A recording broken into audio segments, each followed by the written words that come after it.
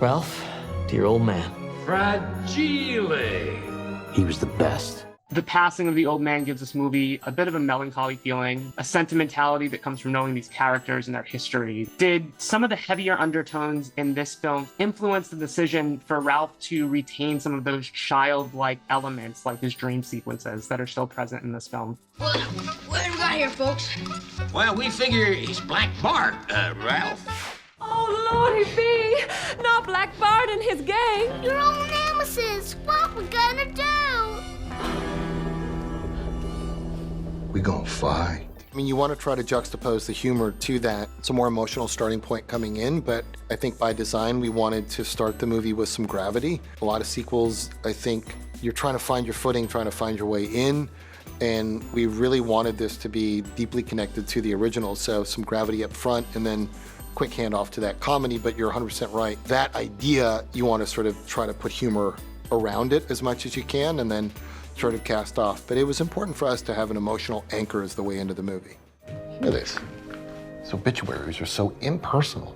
Well, make it unimpersonal. Ralph's story at the end, the old man, borrows, of course, from Gene Shepard's narration at the start of the original film. One Christmas in particular stood out as the gold standard, and it all started back in the good old house on Cleveland Street. Talk to me a bit about the idea to use that as the connective tissue that brings these two stories, these two movies, full circle.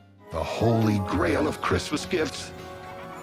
The Red Ryder 200-shot range model air rifle. Yeah, well, I think one of the things that we wanted going in developing this was kind of a reason, in a sense, for, making this movie. And the notion of creating the origin story of A Christmas Story was such a cool idea that, all right, in the original, he's older, thinking back to when he was a kid. So when did he write that story? It's like, oh, he wrote it in A Christmas Story Christmas when he sort of had to write the obituary for his old man.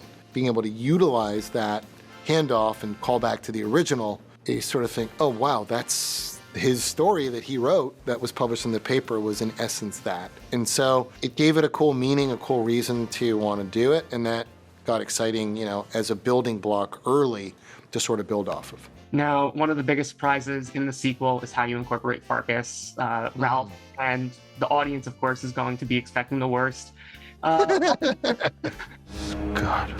Farkas. There he was with those same yellow eyes. Dear God, he still had yellow eyes. What was it that appealed to you about the idea of essentially making Farkas Ralph's Christmas savior? If anyone else but me had answered that call, you'd be rotting in a jail cell all weekend. It was a starting point of, all right, what would the typical thing be? Oh, he and Ralph are gonna meet again. It's unsettled business. Listen, jerk.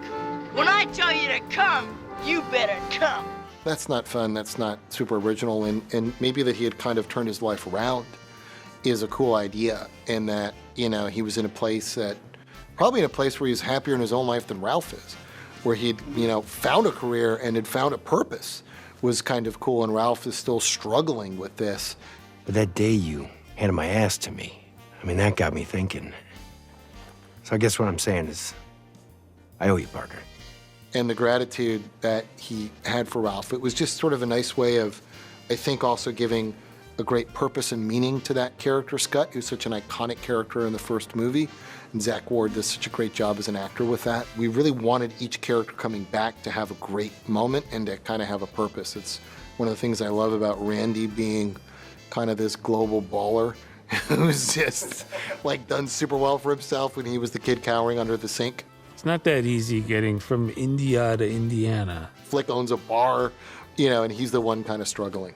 Oh,